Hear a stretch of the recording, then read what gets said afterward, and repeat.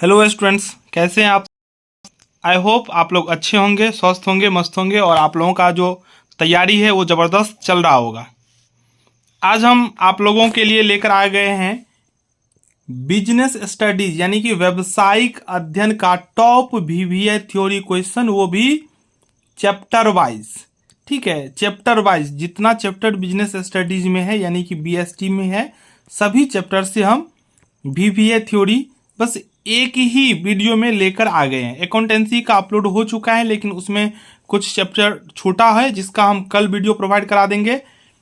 आज BST complete हो जाएगा, परसों हम ईपीएस कंप्लीट कर देंगे। अभी हम आपको सिर्फ क्वेश्चंस दे रहे हैं, इसका सॉल्यूशन भी हम बहुत जल्द, जैसे ही क्वेश्चन कंप्लीट हो जाएगा हम इसका एक्सप्लेन स्टार्ट कर देंगे। क्वेश्चन आप पहले दे रहे हैं, इसके पीछे का वजह यह है जो आप लोग पहले से पढ़े हैं, आप लोगों को पता है, और हम ये एक साथ बल्क में क्वेश्चन दे देंगे ताकि आप अपने प्रिपरेशन को भांप सके, जो पहले से आपके पास कितना स्टॉक है।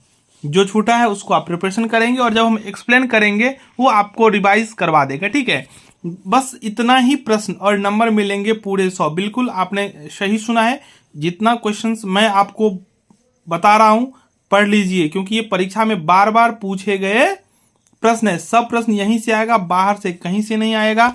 अगर आप पीडीएफ में हमसे कंटेंट लेना चाहते हैं तो हमारे व्हाट्सएप चैनल को फॉलो करें, लिंक इस वीडियो के डिस्क्रिप्शन में मिल जाएगा। जुड़िए ग्रुप से, वहाँ पे एक एक इन्फॉर्मेशन एजुकेशनल मिल जाएगा। तो चलिए शुरू करते हैं आज का यह video BST top theory question का। देखिए, आप लोगों को पता है बिजनेस स्टडीज का जो पहला चैप्टर है वो है प्रबंध की प्रकृति एवं महत्व, nature and signification of management. इससे आपको पढ़ना है प्रबंध क्या है, इसकी विशेषता, प्रबंध के विभिन्न कार्यों को, ठीक है, देख लेना है क्या क्या कार्य हैं, प्रबंध और प्रशासन में क्या अंतर है। फिर आगे आता है प्रबंध एक सामाजिक क्रिया है, कैसे, ये आपको बताना है। फिर आता है प्रबंध कला और विज्ञान दोनों है, कैसे, ये आप लोगों को पता है, प्रबंध कला और विज्ञान दोनों है। बिजनेस स्टडीज का सभी चैप्टर का सभी महत्वपूर्ण ऑब्जेक्टिव का बहुत अहम योगदान है अच्छा मार्क्स दिलाने में, क्योंकि 50 मार्क्स का होता है।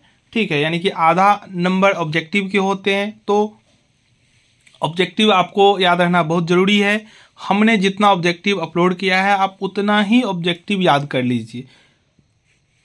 मैं दावे के साथ कह सकता हूं उससे बाहर एक भी प्रश्न नहीं आएंगे। अगर आएगा तो आप बताइएगा, हम आंसर की भी लेकर आएंगे। ठीक है ना, जब एग्ज़ाम ख़त्म होगा हम सभी प्रश्नों का उत्तर भी आपको बताएंगे। उस समय आप कमेंट में आके ज़रूर बोलिएगा और हम लाइव करेंगे। ठीक है ना, आपसे हम बात करेंगे जो क्या मिला कि नहीं मिला। ठीक है, अभी विश्वास करके आप सभी ऑब्जेक्टिव को पढ़ लीजिए। ठीक है, चलिए छठा प्रश्न है समन्वय प्रबंध का सार है, क्या आप इससे सहमत हैं? अगर सहमत हैं तो कारण बताना है। ठीक है, सातवां प्रश्न है प्रबंध के महत्व को लिखना है। ये 7 टॉप क्वेश्चंस है इस चैप्टर का, कंप्लीट आपको देख लेना है। ठीक है, कम से कम 2 से 3 बार पढ़ लेना जरूर है। प्रबंध के सिद्धांत, प्रिंसिपल्स ऑफ मैनेजमेंट, इसमें है वैज्ञानिक प्रबंध को परिभाषित करें और इसके महत्व को लिखें। दूसरा है समय अध्ययन और गति अध्ययन में क्या अंतर है। तीसरा है वैज्ञानिक प्रबंध की विशेषता को लिखना है। चौथा, फेयोल द्वारा प्रतिपादित प्रबंध के सिद्धांतों का संक्षेप में वर्णन करें। फेयोल कितने सिद्धांत दिए हैं ये आप कमेंट में जरूर बताइए, अगर आपने ऑब्जेक्टिव पढ़ा होगा तो आपको पता होगा। ठीक है, तीसरा चैप्टर है व्यावसायिक पर्यावरण, बिजनेस इन्वायरमेंट। पहला प्रश्न, उदारीकरण, निजीकरण और वैश्वीकरण में अंतर भी आपको याद रखना है और तीनों का डेफिनेशन भी याद रखना है। ठीक है, अगला है व्यावसायिक पर्यावरण से आप क्या समझते हैं, यह कितने प्रकार का होता है, यानी कि व्यावसायिक पर्यावरण कितने टाइप के होते हैं और व्यावसायिक पर्यावरण हम किसे कहते हैं, इसको भी आपको देख लेना है। आगे है व्यावसायिक उद्यमों के लिए अपने पर्यावरण को समझना क्यों महत्वपूर्ण है। महत्वपूर्ण तो है, ये क्वेश्चन भी कह रहा है महत्वपूर्ण है, लेकिन प्रश्न है क्यों महत्वपूर्ण है, आपको रीजन बताना है। ठीक है, चलिए चौथा, चैप्टर है प्लानिंग, नियोजन। ये प्रबंध के 5 कार्य में से पहला और महत्वपूर्ण काम है, ठीक है। इससे पहला जो क्वेश्चन बनता है वो बनता है नियोजन क्या है, इसकी विशेषताओं को लिखें।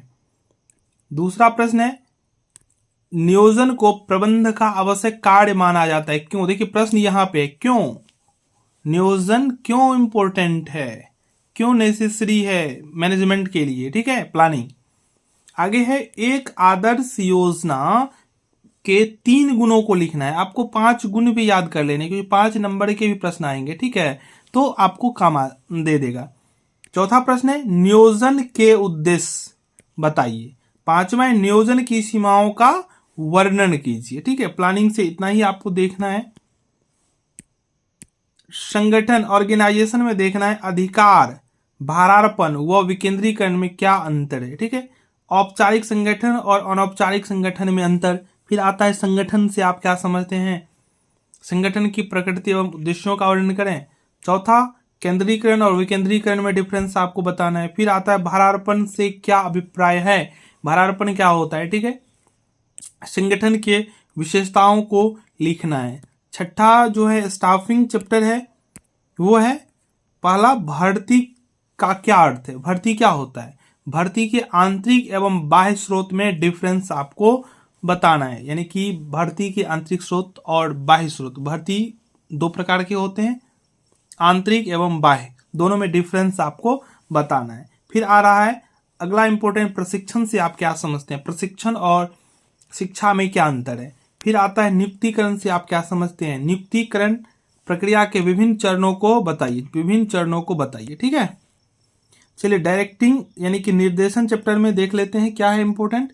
डायरेक्टिंग में पहला है पर्यवेक्षण से आप क्या समझते हैं, दूसरा है नेतृत्व से आप क्या समझते हैं, तीसरा है औपचारिक एवं अनौपचारिक संप्रेषण, संप्रेषण को हम लोग संदेश वाहन भी बोलते हैं, में डिफरेंस आपको लिखना है।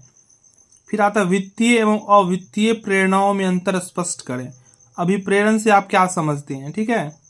चलिए अगला है नेता और प्रबंधक में अंतर स्पष्ट करें। सातवां है प्रबंध एवं नेतृत्व में क्या अंतर है। डायरेक्टिंग से ये 7 इंपॉर्टेंट चैप्टर आपको देखना है। 8वां जो चैप्टर है वो है कंट्रोलिंग, उसमें आता है नियंत्रण की कोई 2 सीमा, फिर बजटरी नियंत्रण, फिर बजटरी नियंत्रण के लाभ, नियंत्रण के महत्व एवं लाभ, ठीक है। 5वां है नियंत्रण के उद्देश्य, छठा है नियंत्रण के लक्षण, विशेषता अथवा प्रकृति। 9th नंबर चैप्टर है वित्तीय प्रबंध, फाइनेंशियल मैनेजमेंट। इसमें आता है वित्तीय प्रबंध से आप क्या समझते हैं, व्यवसायिक वित्त क्या है, वित्तीय प्रबंध का मुख्य उद्देश्य क्या है, अस्थायी पूंजी और कार्यशील पूंजी में अंतर, पूंजी संरचना से क्या तात्पर्य है, वित्तीय नियोजन के उद्देश्य को लिखें, पूंजी बजटिंग किसे कहते हैं इसके महत्व को लिखें। फास्ट में बता दिए, एक्सप्लेन करेंगे उस टाइम पे देख लीजिएगा आराम से, ठीक है। वित्तीय बाजार, फाइनेंशियल मार्केट, इसमें पहला इंपॉर्टेंट है मुद्रा बाजार को परिभाषित करें। फिर आता है सेबी के क्या उद्देश्य हैं। फिर आता है वित्तीय बाजार के प्रमुख कार्य, NSEI national stock exchange of India को मॉडल एक्सचेंज क्यों कहा जाता है, ये पूछ रहा है। फिर है पूंजी बाजार क्या है और पूंजी बाजार एवं मुद्रा बाजार में क्या डिफरेंस है। ये हो गया 10th नंबर चैप्टर का इंपॉर्टेंट, तो इतना आप लोग जरूर रट लें, ठीक है। एक एक क्वेश्चन को रट लेना है, कोई भी क्वेश्चन छूटे नहीं। तो धन्यवाद, अच्छा लगा हो तो लाइक कर दें, चैनल को सब्सक्राइब नहीं किए हैं अभी तक तो सब्सक्राइब करके अपने फ्रेंड्स तक पहुंचा दें। धन्यवाद।